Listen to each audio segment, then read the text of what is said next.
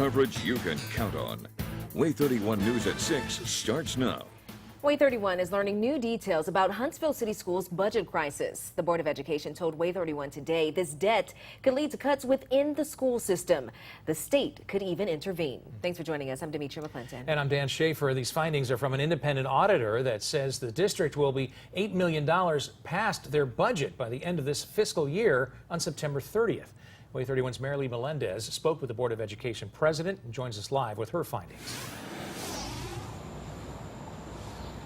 Yeah, Dan, Demetria, this news came as a shock when it was revealed right here at the Board of Education meeting last night inside of the Huntsville City Schools administrative offices. Now, the Board of Education president and newly appointed Superintendent Christie Finley tell me that they are committed to fixing the problem and that there is no reason to panic. Board of Education President Elise Farrell tells me in the last 6 years during audits they've found no findings, but in just this year alone they found 4. The largest finding by the auditor was that of $5.5 million that Farrell says was accidentally posted in the wrong fiscal year.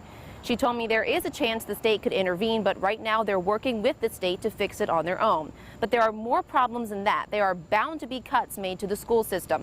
Some of those could come to educators, not those who are paid by the state, but the ones who are paid locally. The local unit people are the ones we're going to have to take a close look at. Some of those are extra assistant principals, extra security guards. Some of them are interventionists, behavior specialists, social workers. So they're people that we don't want to lose, but we also have to be responsible with our money and make sure that we can afford what we have. And Superintendent Christie Finley tells me, quote, she is looking into those numbers and will determine where the shortfall is, but she does not want the community to panic or for there to be any expenses any cuts at the expense of the classroom. Live in Huntsville, Marilee Melendez, Way 31 News. All right, thanks so much, Marilee. And today, Way 31 spoke with the Huntsville City School's new superintendent, Christie Finley, about how things played out at yesterday's meeting. The 4-to-1 vote by the school board came as a bit of a shock to some, creating controversy throughout the board and causing one member to say she was, quote, disgusted and heartbroken with the way it all played out. Take a listen to what Finley had to say about the reaction of that board member. No, I did not feel that way at all. So regardless of how it played out, I'm still committed to doing the job that I've been asked to do. And I will do that job, and that's to make sure that our school system is thriving and that our students are learning. The board had 180 days to name a new superintendent after naming Finley interim back in May. Finley had not expressed interest in applying for the job until 3 days before the deadline. As of right now, Finley says she has not yet signed her contract or talked about any of those details. But a board member did tell us the salary they decided on a few weeks back would be roughly between $174,000 to $195,000 a year.